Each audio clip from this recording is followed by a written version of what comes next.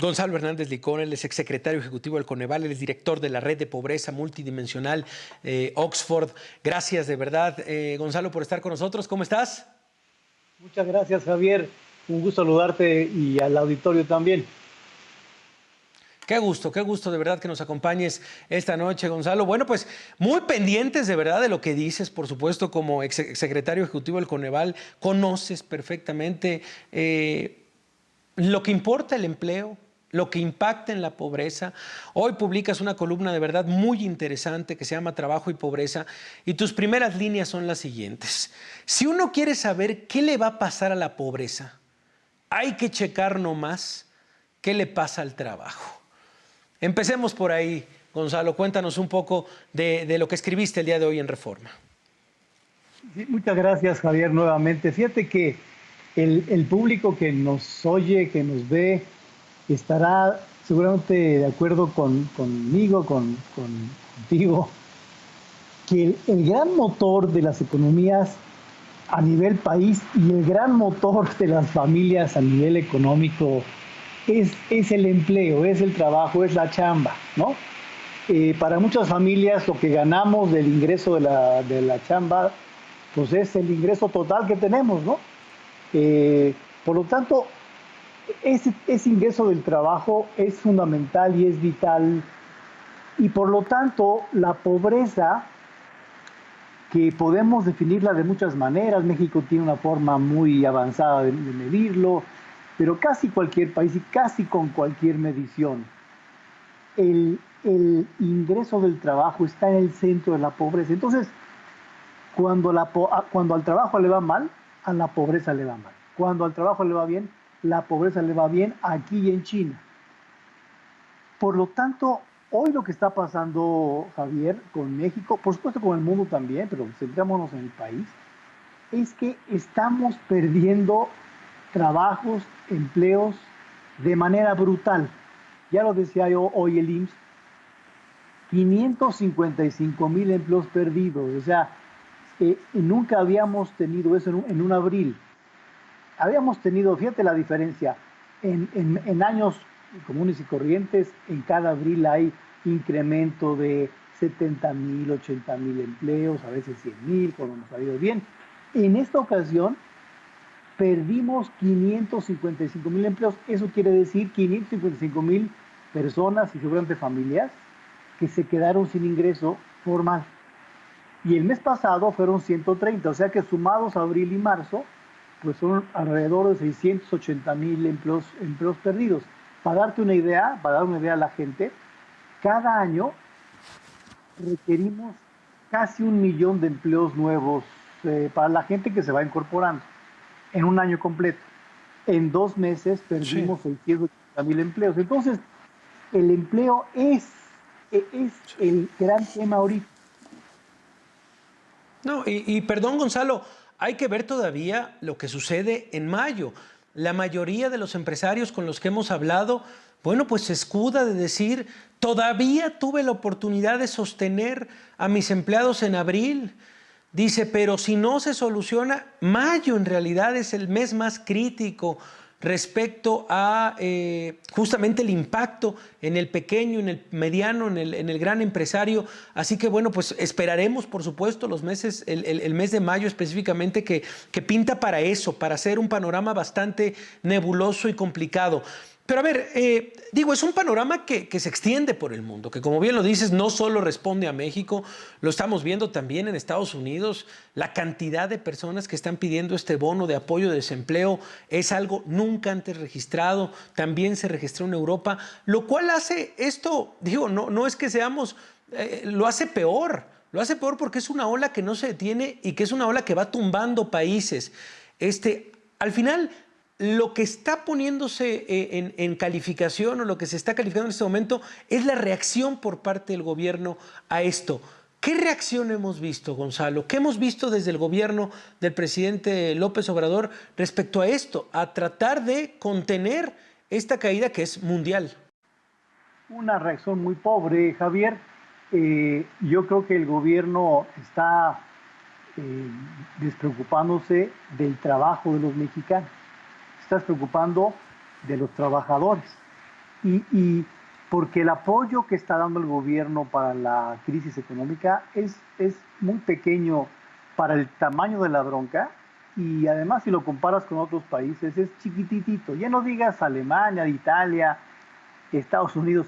Si tú lo comparas con Perú, con Chile, con Colombia, con Brasil, pues países que son parecidos y a veces más chiquitos económicamente, pues le hemos invertido mucho menos, algunos créditos que no sabemos bien cuál es la focalización, no sabemos bien cómo se están repartiendo, y no se está enfocando el gobierno al trabajo, a los trabajadores que están perdiendo sus chambas en las empresas. Y me temo que aquí, Javier, hay un tema bien delicado, porque el gobierno mexicano está como pensando, como creyendo, no quiero yo salvar a los empresarios que son ricos, ¿no?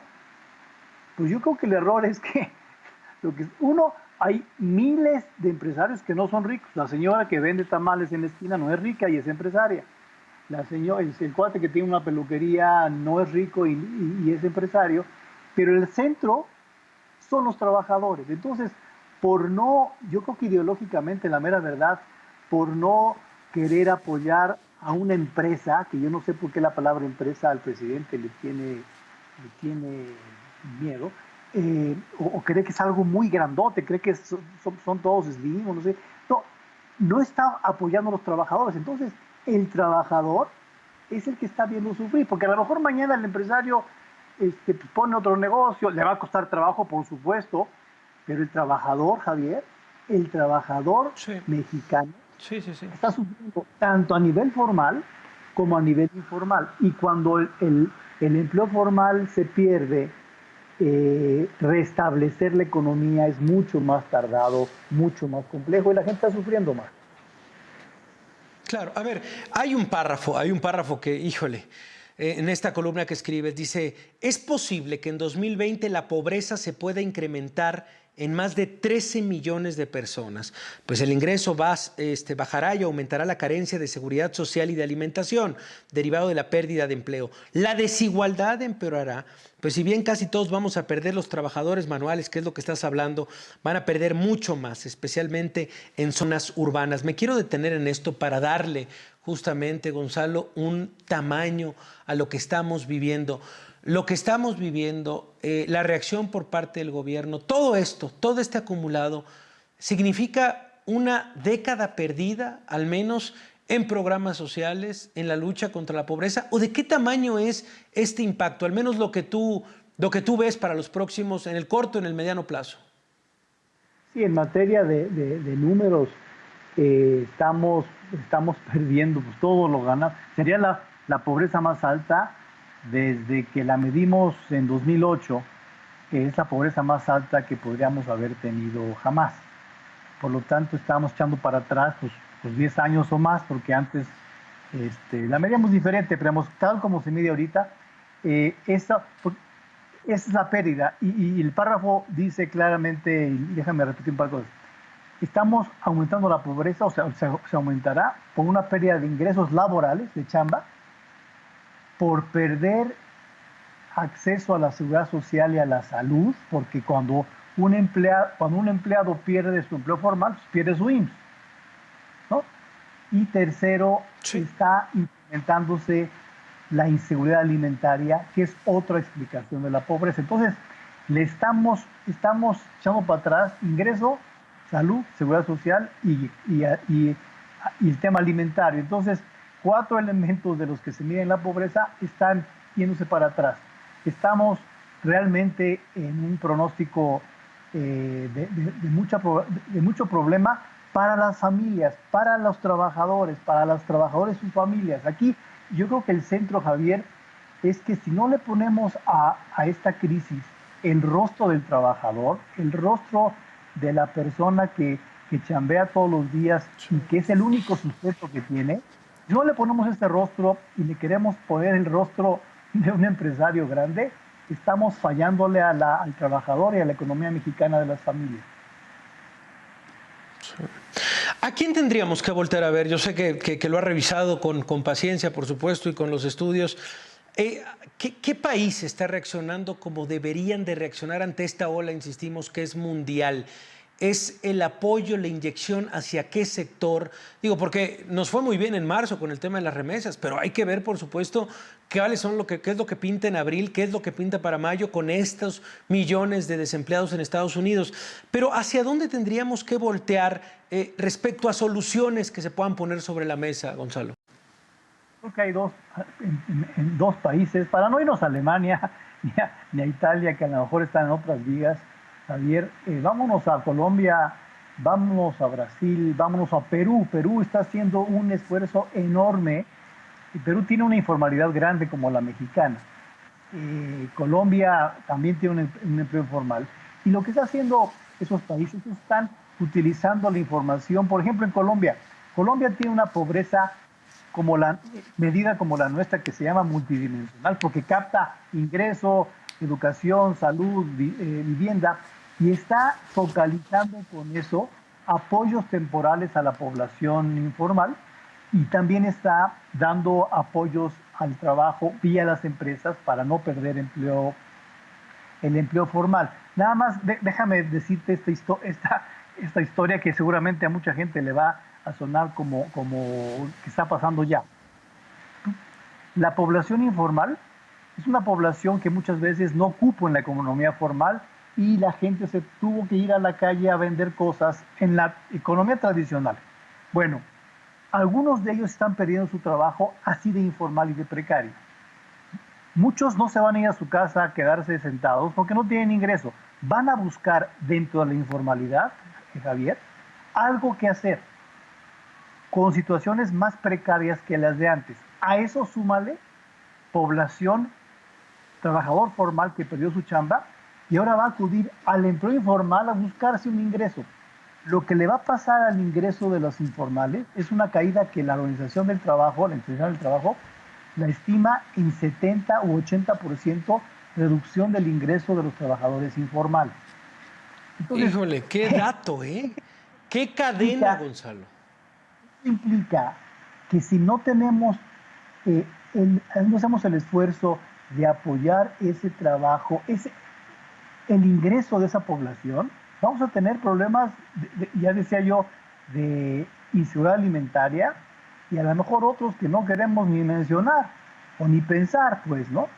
Y por lo tanto, Colombia, Perú están haciendo esfuerzos importantes por apoyar el empleo formal y por apoyar a los ingresos de la población en informalidad. Por supuesto, son temporales, son apoyos temporales, son apoyos que hay que hacer. El cochinito hay que romperlo cuando hay que romperlo y después seguimos ahorrando. En México hay que endeudarse temporalmente. Hoy es el momento de endeudarnos. A veces suena como raro, pero, por ejemplo, cada vez que yo pago y tú pagas, o alguien paga una tarjeta para comprar el súper, te estás endeudando y no es trágico, siempre y cuando mañana lo paguemos. Pero hay que hacerlo hoy, porque si no, pues el cochinito se queda ahí sin moverse, y no usamos, están aquí para las urgencias. Sí, pues bueno, mira, la verdad, Gonzalo, necesitábamos este análisis, no se había hecho un análisis real, de verdad, del impacto de esta cadena que nos mencionaste hace unos segundos, cómo impacta uno sobre otro, cómo se va a ir migrando de actividad comercial, de actividad laboral, pues de acuerdo a la crisis. Nos parece de verdad, y ahorita vamos a compartir tu columna, necesitábamos de esta lucidez. Te agradezco de verdad, Gonzalo, por acompañarnos esta noche. ¿Cuáles son tus redes? ¿Dónde te podemos leer y seguir, Gonzalo? Mira, Twitter es @GHLicona, ahí estamos a las órdenes. @GHLicona. Buenísimo. Pues ahí estamos, Gonzalo. Gracias, de verdad. Buenas noches. Que la pases muy bien. Suerte, man.